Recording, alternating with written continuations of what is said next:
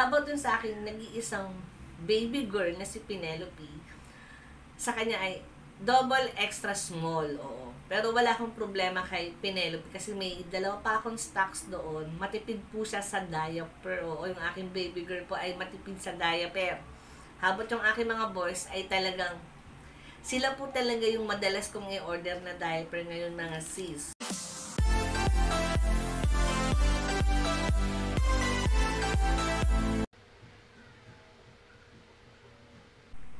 Hi sis! Welcome back to our channel. Ang inyong kasis, Gwen Angel. For today's video, ayan, napapansin niyo sa video natin dyan sa harapan mismo, sa harapan ko. Ayan. So, andito na yung ating parcel. Ayan. So, itong bubuksan natin ay para sa aking mga dogs. Oo. Dahil nga mga kasis, ang mga dogs ko ay nagda-diaper po sila. O, every night sila nagda-diaper. Naubusan ako ng diaper ni Gustavo. Kumbaga last na. Kumbaga yung mga diaper na ino-order ko, sa loob na siya ng isang buwan na. Kasi dahil nga ito na, ayan. Ang aking gamit na diaper ay QTI. Ayan. So mga walang rashes yung mga dogs ko. Paubos na yung diaper ni Gustavo dahil ang size niya ay medium.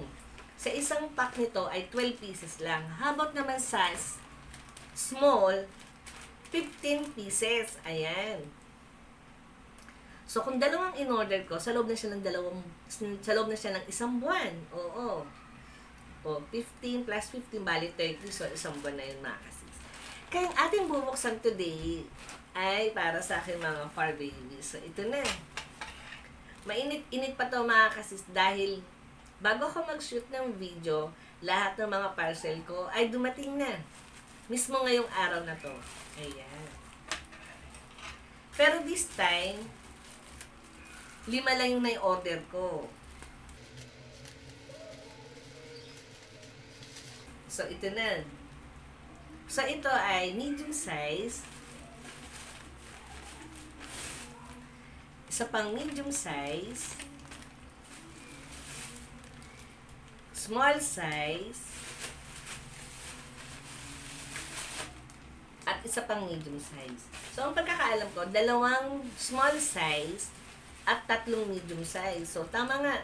So, ito yung ating small size. Sabi ko nga kanina sa intro natin, sa small size po ay 15 pieces na diaper po ang laman niya. So, kung 2 pong in-order ko, ayan, 2 small size na diaper for 1 month na siya. O, ayan.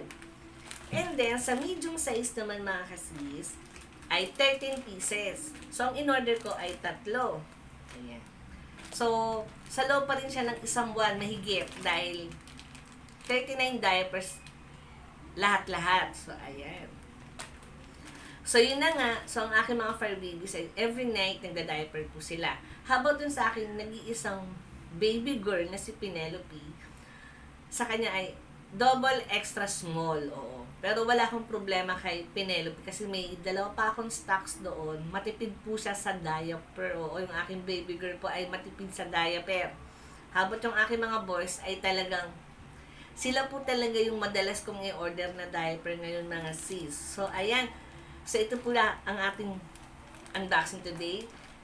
Dalawang small size. Ayan. Saan na ba yun? Ayan. 2 small size para kay Adam. At 3 medium size para kay Gustavo. Hindi lang yun mga kasis, may pahabol pa tayo. So, ito na nga mga kasis. Kung meron tayo in-unbox na diaper, meron din po tayong in-unbox na isa pa. Ayan. So, buksan na natin para makita nyo.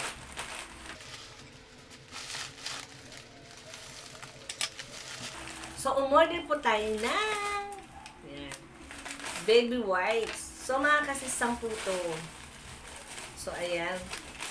3, 4, 5, 6, 7, 8, 9, 10. Ayan. Wala man lang pa freebies. Oo. Pero this time, yung ating wipes, bubuksan natin kasi nagkaroon ng problema nung nakaraan. Oo. May something smell yung in-unbox kong wipes. Pero ngayon, magbubukas po tayo.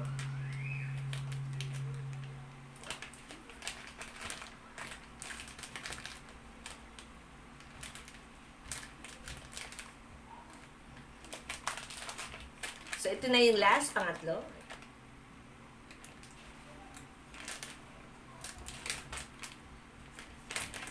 Kaya ako naman siya binuksan agad, mga kasis. So, 3 na kagad yung binuksan ko.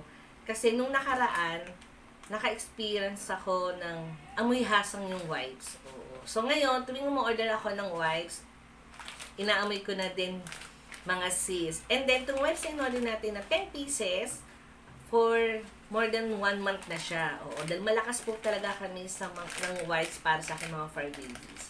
So, yun lang mga kasis. Maraming salamat. Sinamahan niyo ako dito sa ating Fur Babies unboxing ng diapers and wipes. So, yun lang mga kasis. Maraming salamat. Sinamahan niyo ako dito sa ating unboxing. So, don't forget to like and subscribe.